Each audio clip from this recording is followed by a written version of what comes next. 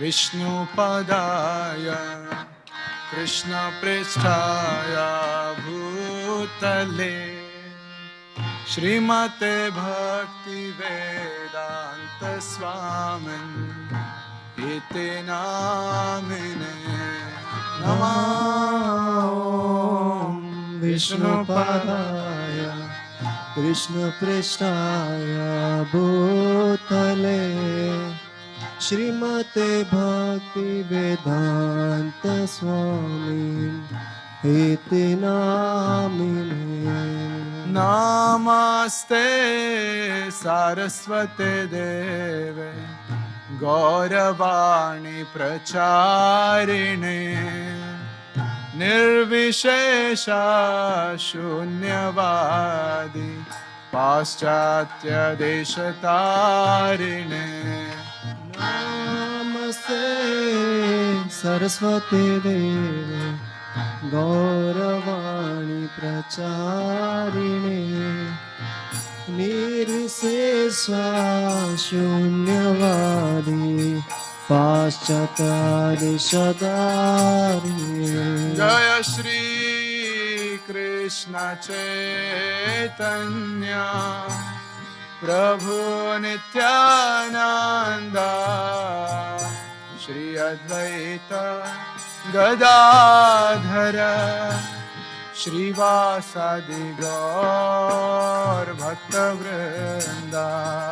Jai Shri Krishna Chaitanya Prabhu Nityanand Shri Advaita Gadadhar श्रीवासादि Gaur भक्तवृंदा। Jai Radha Madhav Kunj Vihari. Jai Radha Madhav Kunj Bihari. Jai Radha Madhav Kunj Vihari. Jai Radha Madhav Kunj Bihari. Jai Gopi Jan Vallabh Girivardhari. Jai Gopi Jan Vallabh Girivardhari.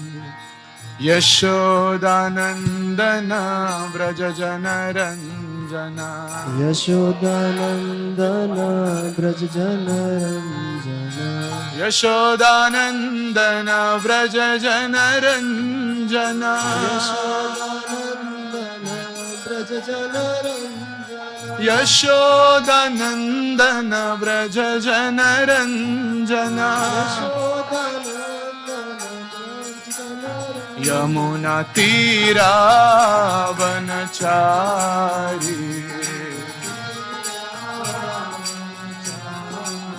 Yamuna तीरावनचारी।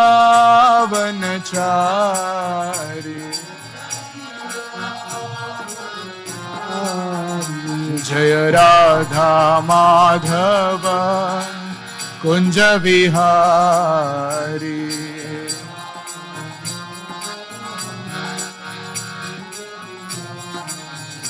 Hare Krishna Krishna Krishna Hare Hare. Hare Ram Ram Ram Hare Hare.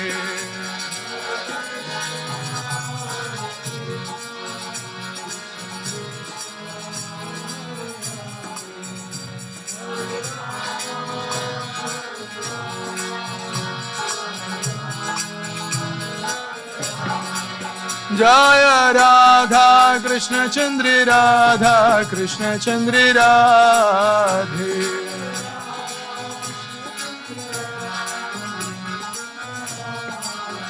Jai Krishna Balram Krishna Balram Krishna Balram Jai Vrindavan Dham.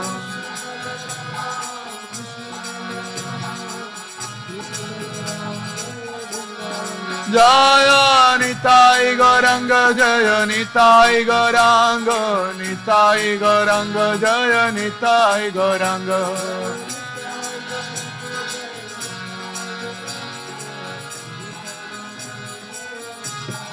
Jaya Srinivas Govinda Jaya Srinivas Govinda Srinivas Govinda Jaya Srinivas Govinda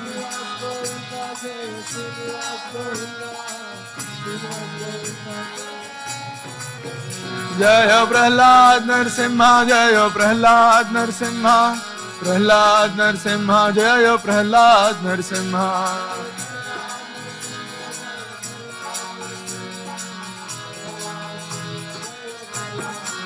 Jaya Jaya Gurudev Prabhupada Gurudev Prabhupada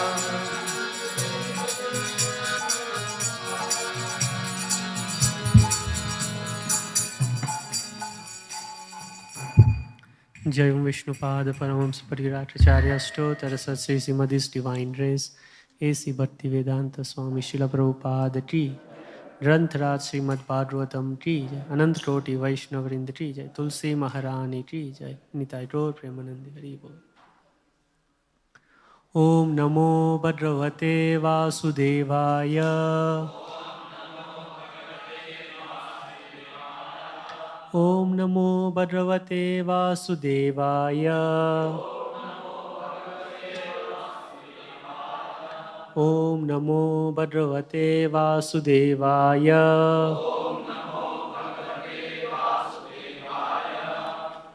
Narayanam Namastritya Naranchaiva Narotamam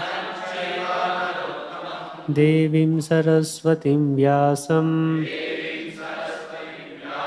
Tato Jayam Udirayet Nashta Prayesu Bhadresu Nityam Bhagavata Sevaya Bhagavati Ruttama Sloke Bhaktir Bhavati Naistiti. Reading from Srimad Bhagavatam, Canto 1, Chapter 1, text number 20. Tritvan kila karmani saharamena kesava atimartyani bhagavan gruda trapatamanusaha Tritvan kila karmani shaharamena kesavaha atimartyani bhagavan gruda trapatamanusaha Tritvan kila karmani shaharamena kesavaha atimartyani bhagavan gruda trapatamanusaha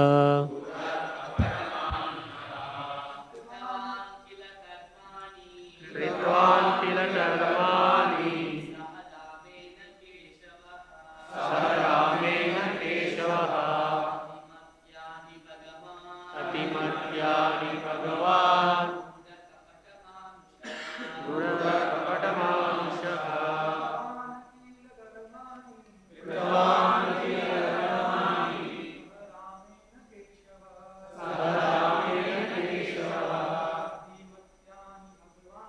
Atimartyani bhagavan Guda kapatamanusaha. Word to word meaning. Tritvan, done by. Tila, what? Karmani, acts. Saha, along with. Ramena, Balaram. Kesavaha, Shri Krishna. Atimartyani, superhuman. Bhadravan, the personality of Godhead. Rudaha, masked as. Trapata, apparently. Manusaha, human being. Translation and purport by His Divine Grace A.C. Bhaktivedanta Swami Srila Prabhupada.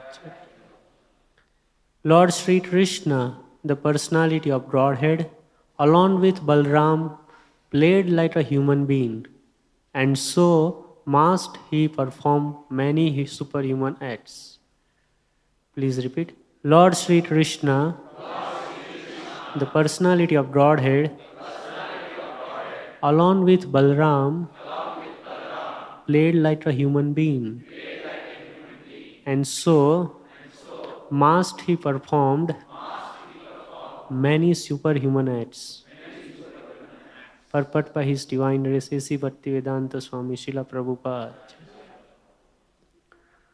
The doctrines of anthropomorphism and zoomorphism are never applicable to Sri Krishna or the personality of Godhead. The theory that a man becomes God by dint of penance and austerities is very much rampant nowadays, especially in India. Since Lord Rama, Lord Krishna, and Lord Chaitanya Mahaprabhu were detected by the sages and saints to be the personality of Godhead, as indicated in revealed scriptures, many unscrupulous men have created their own incarnations. This process of contracting an incarnation of God has become an ordinary business, especially in Bengal. Any popular personality with a few traits of mystic powers will display some feat of jugglery and easily become an incarnation of God by popular vote. Lord Sri Krishna was not that type of incarnation. He was actually the personality of Godhead from the very beginning of his appearance. He appeared before his so-called mother as four-armed Vishnu. Then, at the request of the mother, he became like a human child and at once left her for another devotee at Gokul, where he was accepted as the son of Nanda Maharaj and Yasoda Mata. Similarly, Sri Baladeva, the counterpart of Lord Sri Krishna, was also considered a human child born of another wife of Sri Vasudeva. In Bhagavad Gita, the Lord says that his birth and deeds are transcendental and that anyone who is so fortunate as to know the transcendental nature of his birth and deeds will at once become liberated and eligible to return to the kingdom of God. So knowledge of the transcendental nature of the birth and deeds of Lord Sri Krishna is sufficient for liberation. In Bhagavatam, the transcendental nature of the Lord is described in 9 cantos, and in the 10th canto, his specific pastimes are taken up. All this becomes known as one's reading of this literature progresses. It is important to note here, however, that the Lord exhibited his divinity even from the lap of his mother, that his deeds are all superhuman. He lifted Govardhan Hill at the age of 7, and that all these acts definitely prove him to be actually the Supreme Personality of Godhead.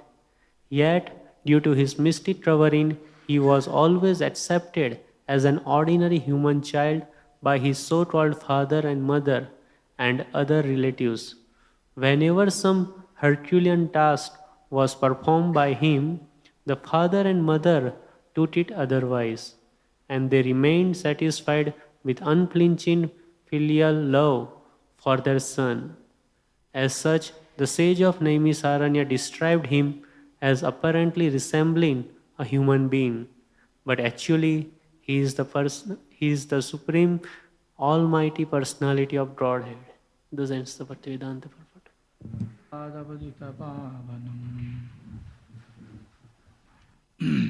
So, first canto, the sages of Naimisharanya are inquiring to begin with from Suta, the son of Romashana. They all sat and they are all doing yajna for many years. And finally they realized than doing these different yajnas with smokes, offering oblation to the fire, the best yajna is to talk about the Supreme Personality of Godhead. So, Romahashana was supposed to do that, but however, Romahashana was killed by Balaram because he was quite proud of his knowledge and he did not respect Balaram. Then his son Suta was told, because Suta heard from Sukadeva Goswami the whole Bhagavatam which was narrated. So he was selected to speak what was spoken by Sukadeva Goswami. And Sukadeva Goswami spoke what was spoken by many people, including Maitreya and Vidura. So Bhagavatam is knowledge which has been spoken by many people and accepted by many people and performed by many people, and performing which one has got perfection. So it is a time-tested process of Krishna consciousness or time-tested process of spiritual life where one can advance and get to the goal of life, which is liberation from this material body, liberation from this material world. By the way, did you get the meaning? Just read it out.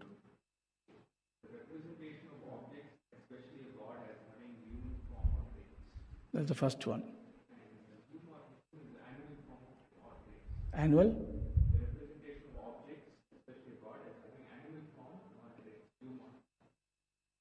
Okay. So, not accepting the Lord as an avatara. Avatara means he exists somewhere and is coming down. There's always a original form of an avatara, and he takes, not the Avatar movie. People are learning and creating all these ideas from the Shastras without accepting the Shastras. They won't accept all these stories of superhuman activity for time pass, for some kind of an entertainment, but not for God realization. But the Lord's form is such that he is free from all the limitations of this material world. So Bhagavatam speaks about the Supreme Personality of Godhead, who is free from all the limitations. And all these personalities in Bhagavatam, Suta Goswami, Sukadeva Goswami, Vidura, Maitreya, Vyasadeva, Narada, all the personalities who speak, whose words, Brahma, whose words are noted in Bhagavatam, have all experienced Krishna consciousness, step by step, in a progressive manner. And they have achieved the final goal, which is accepting Lord Krishna as a supreme shelter. Ishvaraha Parama Krishnaha Satchidananda Vigraha Anadiradir Govindam Sarva Karana Karanam. To accept the personality of Godhead, Vigraha. So Vigraha, personality, the Lord's address is there, Lord's name is there, Lord's form is there, Lord's character is there, Lord's actual nature is also there in the definition. So that is a complete definition given by Brahma, the supreme person of our parampara. So we conclude our conclusions in our Krishna conscious life in small realizations which we have cannot be different from the conclusions of these personalities. Brahma has concluded Ishvara Parama Krishna. Ishvara is Krishna. And he has Satchidananda Vigraha. He has a form which is not material, but which is Sat, Chit and Ananda, which is eternal, which is full of knowledge, and which is full of Ananda. Irrespective of what form he takes. Because the form is unlimited, it has all the potencies, so he can take any form. And all the forms he takes is Sat. It's eternal. It's full of knowledge, awareness of everything, and it is blissful. Unlike our bodies, which is full of blood, pus, mucus, all kinds of liquids flowing inside the body which we don't have any idea of. All kinds of different instruments which is pumping, which is beating, which is cleaning, which you have no idea about, which does not take, if you don't take care of it, will rot. As soon as the soul leaves the body, it rots. While the soul is in the body and when the body is functioning, also it has no ananda, it has no bliss. We have all these limitations. So, to understand the difference between our body and the body of the Lord is the first level of Krishna consciousness.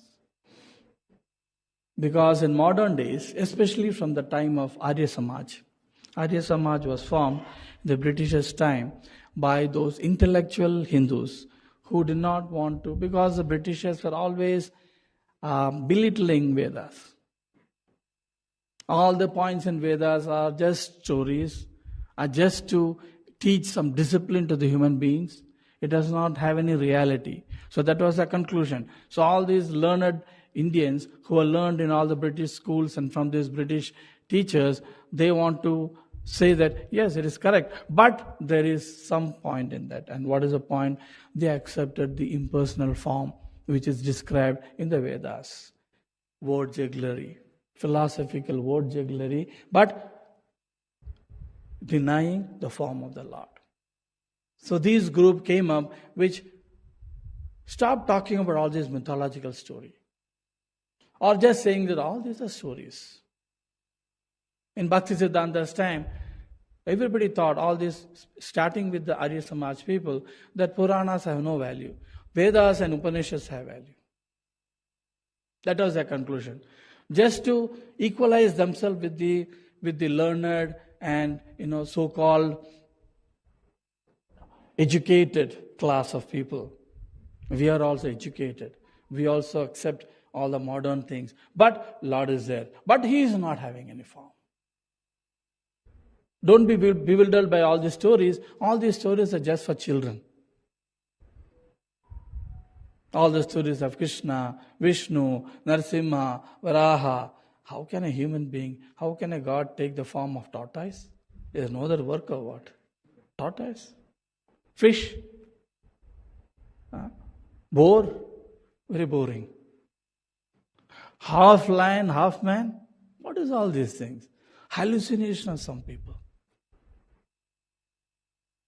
So they're very educated class. They say these are all stories for children, just to teach them good habits, teach them there's a Lord, teach them some principles, moral principles in life.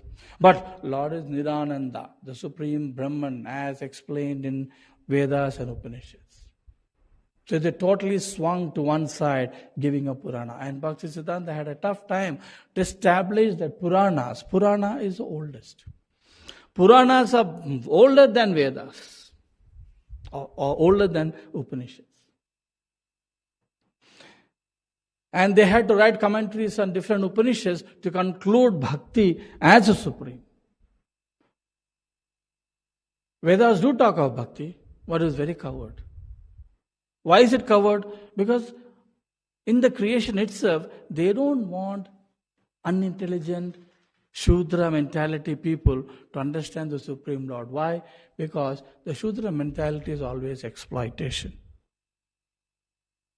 Brahmanical quality is always doubttailing. These are the two qualities you see in the material world. Either I exploit everything for my sense gratification, or I can utilize it. So a devotee, a Vaishnava, his qualification is that he utilizes things for the Supreme Lord. Just like a son, he will utilize all the riches of the father to increase the business of the father. But a bad son, he would exploit everything and waste everything. So these are the two classes of people. So when Shudra mentality people understand the Vedas, they will exploit it. Hence, the Vedas were always kept away from them, not because they were not qualified, not because they were not equally qualified to learn, but they are not qualified in their character, in their Brahmanical qualities, in their quality of surrender. When you don't have the quality of surrender, then you would exploit even the Vedic knowledge. So the Brahmanical people, they would learn this. But the Supreme Lord's position in the Vedas is very, very covered, guhyam. It is covered and kept. And the Upanishads, which are supplementary to the Vedas, are experiential knowledge of the great rishis. So Upanishads are all written by great sages. But they have expounded bhakti in that. But these rationalist people, they kept it aside and they thought Vedas and Upanishads are great. Where there is form of the Lord is not given. But we all know great Upanishads, Mandukya Upanishad, all these Isha Upanishad, these Upanishads give the form of the Lord. In fact, the Upanishad says the Lord is an autocratic person, that he will give bhakti to only person who is totally dedicated and who is favored by the Lord. And the Lord can favor anybody and anybody he wants. No qualities, no qualification. If the Lord wants, he will confer bhakti on that person. He does not look for any other qualification. He is an autocrat. Now, to accept the autocratic position of the Lord, Shudra mentality will not work. We are all having Shudra mentality. Shudra mentality means I don't want to be subservient. Rather, Shudras are the modern world, not the old Shudras. Old Shudras are subservient. But the modern Shudras are intelligent Shudras, educated Shudras. And educated Shudras means I don't want any boss. I am the Lord.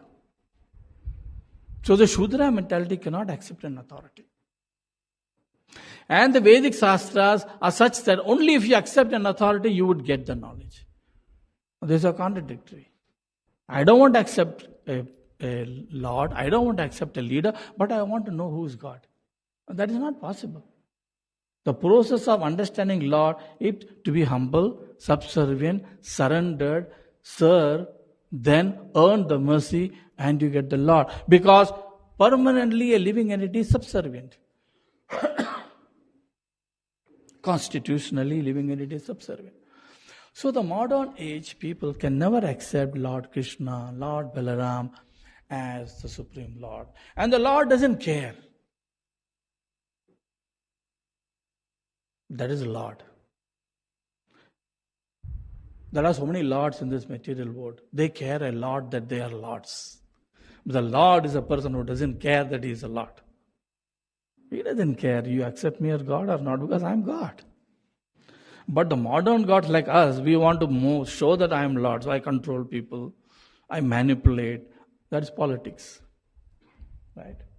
Human lords want to show that they are Lord, and they'll do anything and everything to conclude their Lord. They will advertise. But Krishna doesn't advertise. Right? Krishna can turn the mind of everybody, and all newspapers say, yes, Krishna is the Supreme Lord. All newspapers say, must be people accept. But the Lord does not look for popularity. So when truth is there, popularity may not be there. So many people want to accept truth which is very popular. And that is a problem in modern age. That person who is most popular must be the right person. But the popularity of this material world is purchased popularity. Either with money or with one's karma. If you are karmically very, very strong person, you will be popular. But just because you are popular doesn't mean that you are Lord. In olden days, like in 70s, 80s, and 90s, the biggest trip was for people to say he is Bhagavan.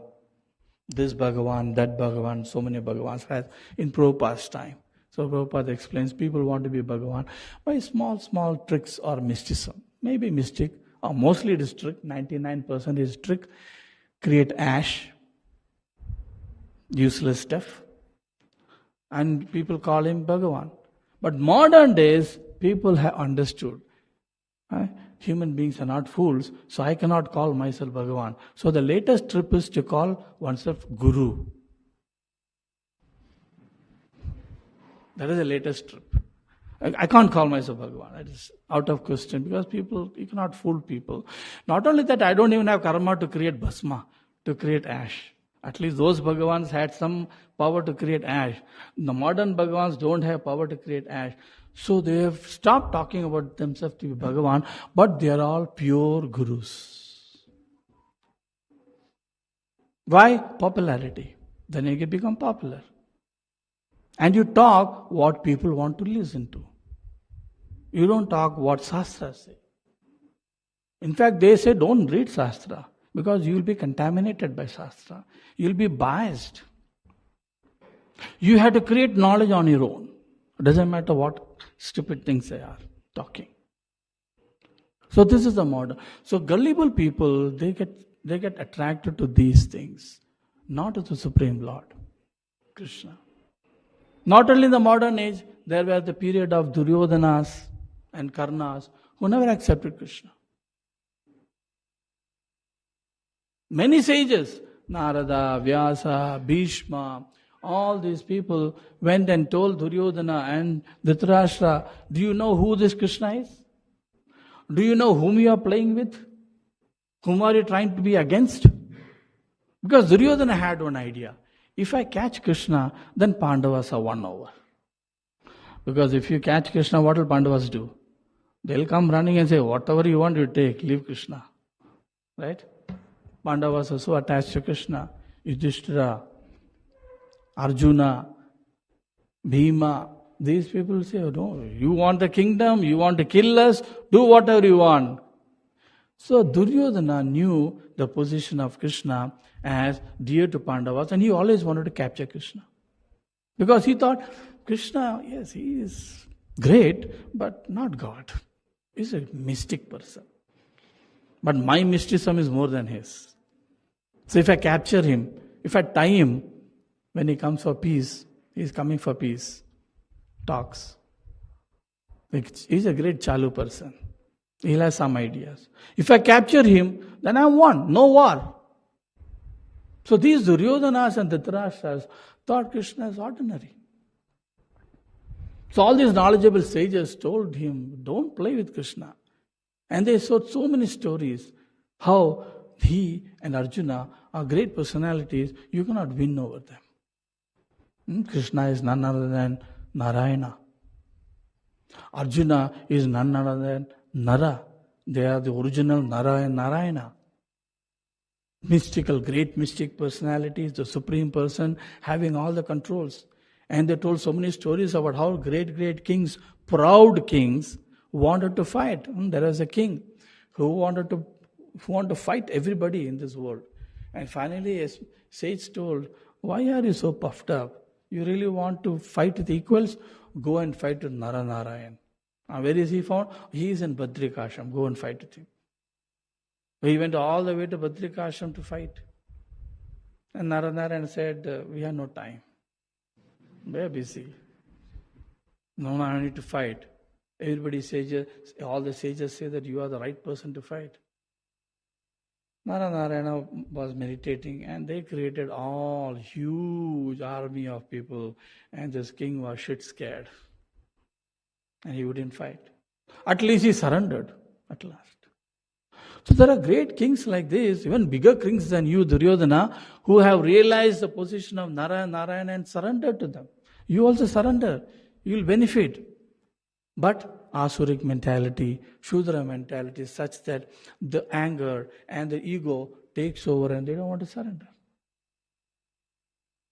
So Krishna came for a peace deal. Krishna came. Mahabharata explains the whole way how Krishna appeared in the great assembly. huge assembly of all great kings. And all the sages also came to hear what Krishna is going to say. Just like we send a mobile message and everybody comes.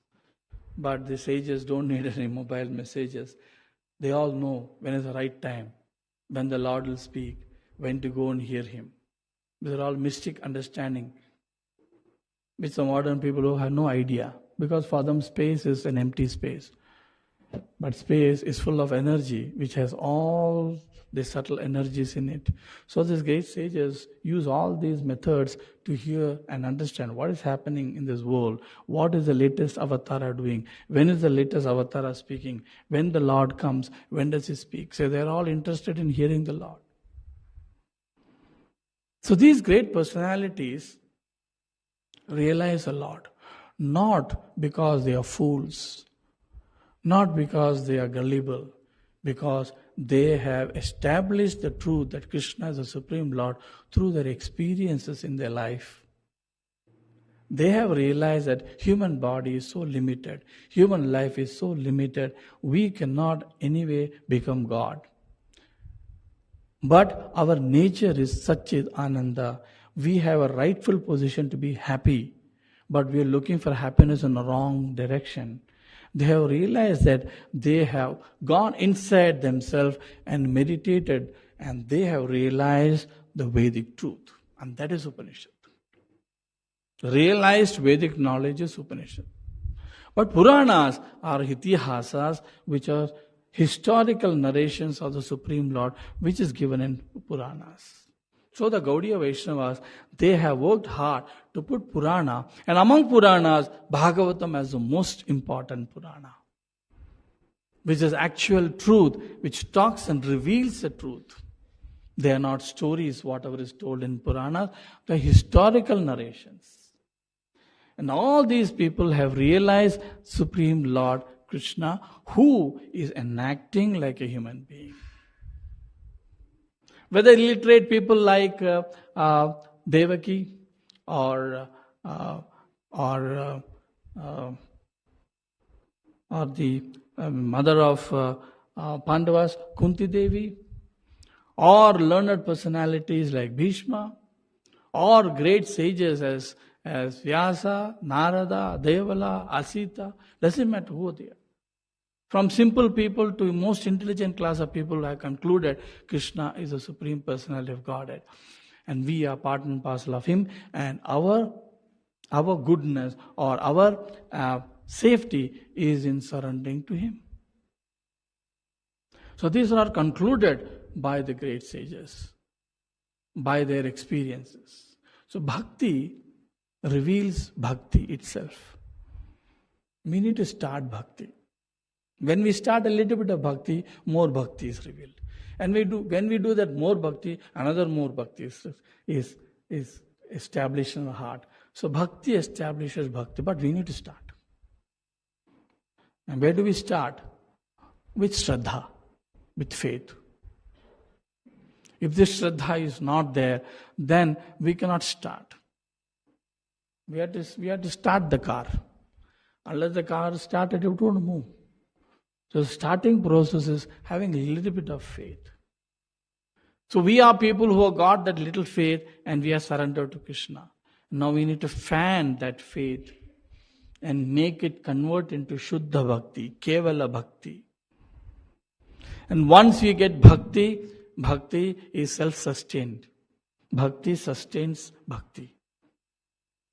There's no question of outside push needed to get Bhakti. Now we are pushing ourselves so many things to get Bhakti. So much of struggle, bodily struggle, mental struggle, push from others. So many requirements are there for us to do Bhakti. Because Bhakti is very, very Komala. But this Komala Bhakti, once it is fanned, it becomes very, very strong. So we don't need anything else. Bhakti can sustain itself. Example is given like a person who is eating. A person who is hungry and is eating, he feels satisfaction on his own. You go and ask him, you are satisfied? Yes. How do you know you are satisfied? No, I know I am satisfied. But how do you know you are satisfied? I am satisfied. Bhakti is like that. Once you gain bhakti, you are satisfied by itself. So bhakti has this tendency. It provides more bhakti and it sustains itself. So these great personalities have done that. And that is what we need to do. But we need to fan the bhakti. We are not able to fan the bhakti because we are giving importance to ourselves.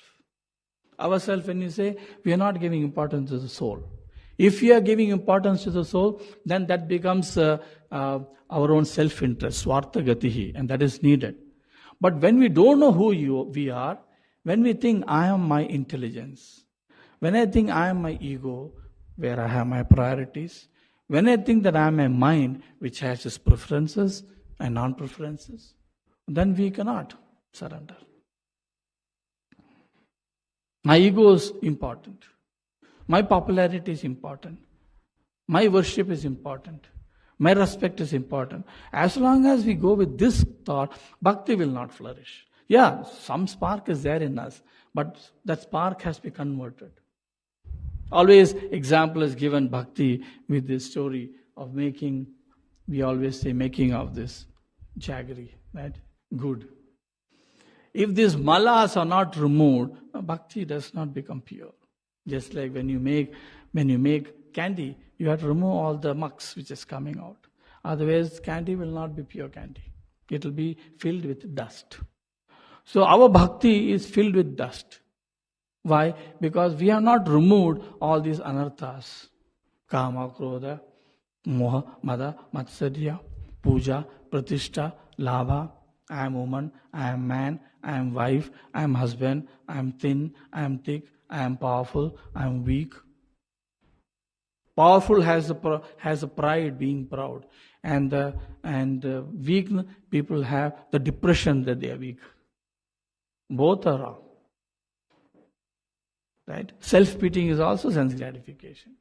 Because you are not that. You are not that mind which is depressed. Nor are you that mind which is very powerful. So unless we realize that we are simple souls supposed to surrender to the Lord, perform our bhakti yoga without any kind of comparison of importance, identifying the mistakes in others, glorifying the small goodness in oneself. This is our time. When we do bhakti, when we do seva, we are not thinking of the Supreme Lord's pleasure. We are supposed to think of the Supreme Lord's pleasure. I am washing a pot. I am making a garland. I am cleaning a place. I am thinking about my importance. Or I am thinking about the weakness of others. Oh, he doesn't do properly. He is full, he is very proud. He is puffed up. He is not surrendered. He doesn't do anything properly. I do everything very nice. But I am doing it this consciousness. But real bhakti means I do it because Krishna is pleased. The more I do, Krishna is pleased. I am tying a garland for Krishna. I am cleaning a place. I am preaching to somebody. So whenever we do bhakti, more bhakti is not coming because we are shutting the door with our importance. So with that mentality, we cannot understand Krishna. Today we are understanding Krishna because Krishna is very popular. ISKCON has made Krishna very popular, so I also want to be devotee in ISKCON. Tomorrow when there are thousands of newspapers talking bad of ISKCON, no, I don't go to ISKCON. Before I used to go, now I don't go. We always want to side with which is advantageous. We don't want to side with truth. But a self-realized person is he who sides with truth always, whether the truth is popular or not popular, whether it's accepted by thousands or not accepted by anybody. Truth is truth. And that is what Bhagavatam teaches. Bhagavatam doesn't make us gullible and weak to side with what is popular for our safety. Bhagavatam does not look about human safety. It looks about the position of the Supreme Lord. Hence, Gaudiya Vaishnavas always position Krishna in his right form, free from all malas, free from all material tinges. That is the beauty of Bhagavatam, number one, and the beauty of Gaudiya Vaishnavism such that they don't compromise for their name, fame. When we start, especially big institutions like us, when we become too conscious of the public popularity, truth will be given second position. The Gaudiya Vaishnavas don't do that. Truth is always first. Whether you are popular, whether you are accepted, whether people are throwing stones or people are throwing flowers. Everybody wants to get flowers thrown at. Nobody wants stones to be thrown at. But truth will not hide when stones are thrown. So Bhagavatam makes us very confident that Krishna is the Supreme Lord. He is the conclusion. He is the person to whom we have to surrender, and that is our benefit. Doesn't matter materially what is the position. As ages go by, sometimes some are popular, sometimes some are not popular. In the beginning days of ISKCON, we were never popular. As soon as anybody sees devotees, they only say Dam Maro Dam. Right? So you're going to ISKCON, what? You get ganja there? Or there's a time when, okay, this has become very popular. When you have popular, many people want to side. But when something negative comes, how many of us will stand? With Bhagavatam. Some great person comes and talks against Krishna. Will you change your mind? Bhagavatam gives us a strength not to change the mind. Bhagavatam gives us a strength that Krishna is absolute. This is practical. This is practically experienced knowledge. So we don't want anybody to say Krishna is right or wrong. We don't want anybody to show magics. So we need to grow in our bhakti, in our faith, in such a way that we don't get shaken by different popular isms or popular theories in different times. Every 50 years or every 30 years, opinions change, public opinion changes. Devotees don't go by the change in public opinion. They only have one opinion, and which has been there since thousands and thousands of years, millenniums after millennium. 500 years back, Chaitanya Mahaprabhu established, 5,000 years Krishna established, and thousands of years before, sages have established. Krishna is a supreme person. Ekala Ishvara Krishna Arasa Bhabratya. So that knowledge is absolute knowledge. Other knowledges are all relative knowledge, which changes according to taste. And if you say, why we are not getting that confidence, why we are not getting that absolute truth in us as established, realized, and we determined to follow it properly, it's because of our own weakness. And the weakness is only one thing. We put ourselves first. Whatever situation comes, we put ourselves first. We don't put Guru and Krishna first. Not Guru. We have to put Vaishnavas, Guru and Krishna first. Oh, I'll put Krishna first always. I have no other way. He is first. Okay, I taken Diksha, I'll put Guru also first. No other choice. I have to go through Guru. Vaishnavas, I can't put Vaishnavas first. Why? My ego doesn't allow. My self-importance doesn't allow. But bhakti is such that only when we put Vaishnavas, Guru and Krishna first, we get bhakti. So this is something which has to be practically done in our day-to-day life. Then bhakti becomes fixed. Real bhakti becomes fixed in our heart. So this is Bhagavatam's conclusion. And this is what the sages have concluded.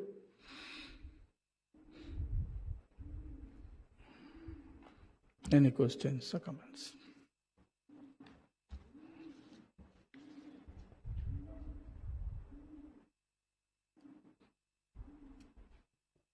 No questions? No questions means truth conclusions. Everybody accepts or nobody accepts? One question? Yes.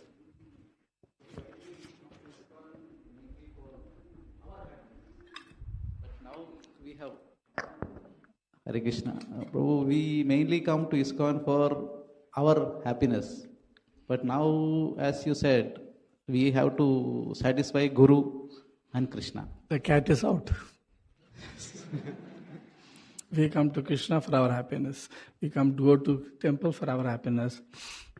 That is the first thing we have to understand. We are not coming here for our happiness.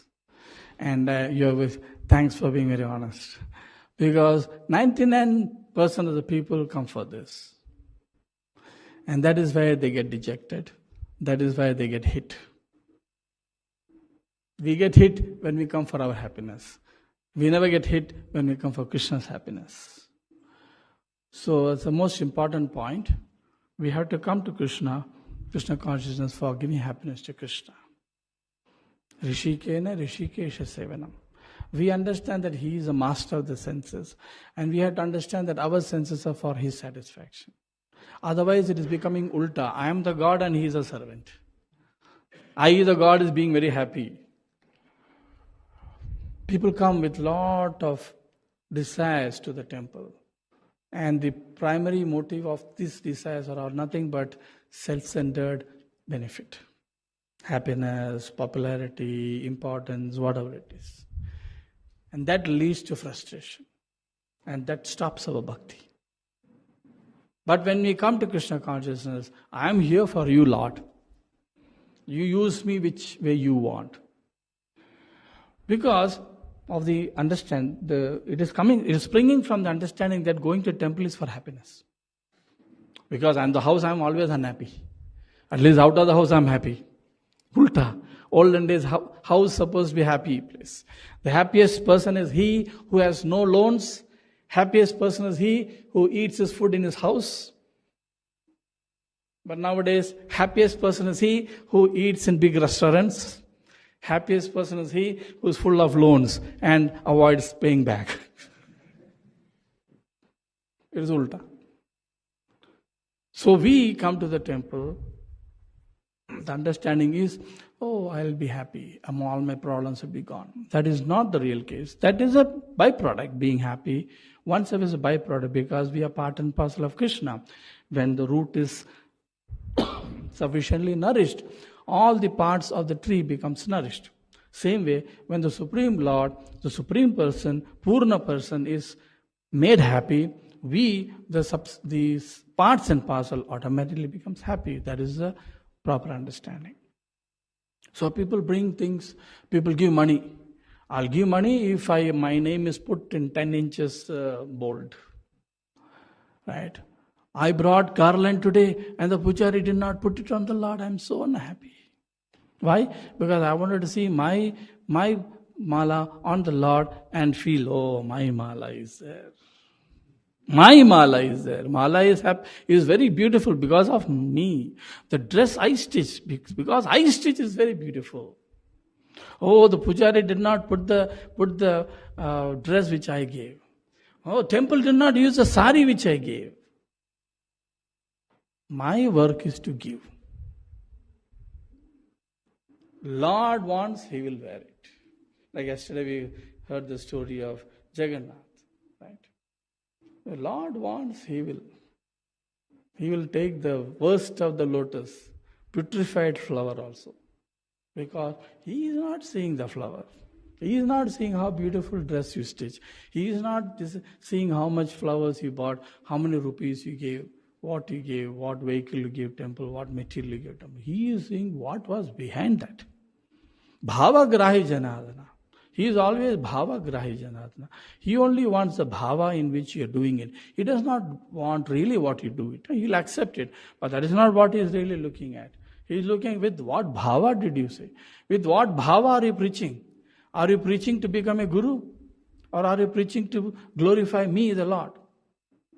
Are you doing this service for self-respect and position and name and fame? Or are you doing it to please me?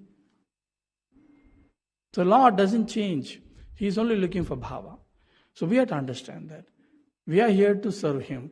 We don't want Him to serve. There are two concepts. One is, I am the center, and the other is, the Lord is the center. When you make the Lord the center, the object and the subject. We go to the temple thinking that we are the object. We are the subject. We think Lord is the object. Lord is not the object. You are the object. or we are the object. The Lord is seeing you. The Lord is seeing what you are doing. The Lord is seeing how you are doing. Ours is ulta. I go and see the Lord. I do for the Lord. Right? So that is different. So when I make the Lord the center, and I am the object of the Lord is seeing me. So our pleasure, our happiness is automatic. It's naturally there, it is automatic. But when we go only for our sake to the temple, if we go for our sake to the organization, then we can get disappointed. Many times this is what happens. In the beginning we are very enthusiastic. Later on we are not enthusiastic because we put ourselves first. So if you experience this, put yourself last and see. Nothing is going to happen. Your food will come, your life will go on. But the mind will fight. And that is the internal fight which we need to do with Shastra, with the knowledge, with Bhagavatam, with Gita, with the slokas, to remind ourselves that how I am the last. I am not the subject, I am not the actual important person. The Lord is. So entire Krishna conscious life is nothing but this. How we can put others in the front and ourselves last. And that is what the Lord wants. And such a person, bhakti becomes flourishing in his heart. Otherwise, we always ask, what will you do? What will I get? Same thing, what will I get? If I give 1 rupee, what will I get? If I come to Krishna, what will I get? You won't get anything. Rather, he will take everything that you have. But if you tell that, nobody will come. So yes, in the beginning we may preach, come, take nice prashadam, you are taken care of, etc., because of my weakness. Rupa Goswami is always sad. Rupa Goswami and Sanatana Goswami are always sad. Why is Chaitanya Mahaprabhu giving us importance? Right? Chaitanya Mahaprabhu will always criticize and fire, who is that person, the old person, who gives sandal to the Lord Chaitanya, the older personality. Forget his name. So he chastises. So Rupa Goswami knew, we are not able to take the chastisement of the Lord. That is why the Lord is very careful with us. He understood the point. Because only when you are loved, you are chastised. The liberty of chastisement is only when you are loved. But we cannot take it, right? We cannot see that love in chastisement. So Rupa Goswami is always, why are you giving us importance? Because we are not surrendered. Because when you are surrendered, you give up yourself to the Lord. And you don't care whether the Lord is glorifying you or the Lord is chastising you. For you, the Lord is Lord. As Chaitanya Mahaprabhu's prayers himself. Whether you accept me or you don't accept me, you embrace me or you kick me away, you are always my Lord. So that is the conclusion of bhakti. So very important point, as we said, we need to come here to give. Not only people who come here, people who stay here also. People who stay here also have to be giving only. We cannot be receiving. So when we are always giving ourselves to the Lord, we are given the life. People are inside the temple are given the life. But every day we are carrying out our life. So that doesn't grow, then bhakti doesn't grow. And people who come to the temple from outside have to come with the mentality of giving and not taking back. Taking back subtle happiness, subtle pleasure. I'm giving money. So in one sense I'm charity. I'm giving away 1 lakh rupees. So my bank balance is less by 1 lakh. I'm giving it for what? To get name, fame. He is a great congregation devotee. He always gives. Tomorrow another rich man will come, richer than you, and he'll give more. Then you'll be sad because my number is gone. But if I was giving to Krishna, not because of earning something from him, then I'll always be happy. So our purpose is to come to Krishna to see what I can give, not what I can take. This is a core misunderstanding we all have. Sometimes many years it takes to understand this. But that's the crux of the point. Chanting Hare Krishna is not for my happiness. Chanting Hare Krishna is for Krishna's happiness. Krishna likes to hear his name. Krishna gives himself up to those people who chant his name purely. Krishna likes to. So the enjoying tendency should only be in Krishna. Because he is the only person who can enjoy. How can a part enjoy? If this finger is thinking that I want to enjoy, it is impossible. It's very unnatural for it. The whole body, the person has to enjoy. Same way, the whole body of this universe is Krishna. We are all part and parcel. He can think of enjoyment. Part cannot think of enjoyment. This is Chaitanya Mahaprabhu's Achintya Veda Aveda Tattva, which is a final conclusion. The part cannot think of enjoyment. Only the whole can enjoy. Part can enjoy by being part of enjoyment of the whole. So we always enjoy prasadam, mercy of the Lord. So in all our activities, if we have that in mind, we will always be happy in Krishna consciousness, no matter what happens. So everything is Krishna. We are looking for justice. But we don't understand what are the injustices I did in this world. But from the Lord's point, everything is very just. In your temple, nothing is good. Nobody takes care of me. Nobody gives me prasadam. I will not come to the temple. Good if you don't come. One problem less. Right? Who's the loser? The Lord doesn't lose anything. The Lord will be sad. And Lord will be angry at the devotees in the temple. Why didn't you make the person come? Lord will be angry at the devotees in the temple if you don't give the real knowledge to the people. What is the real knowledge? The real knowledge is surrender, not ask, give. We are not here to come to ask, we are here to give. And if you are always asking, then we are not teaching you the right thing. But everybody cannot listen to this, everybody cannot understand, because to understand this takes time. So these subject matters are not always talked about. But if you really want to know the subject matter of Krishna consciousness, you have to surrender and you have to pray and you have to earn for the association of those people who talk truth despite any adverse. So this is the truth we are talking about in Krishna consciousness, right? Okay. Gandhara Srimad Bhagavatam ki, Srila Prabhupada ki.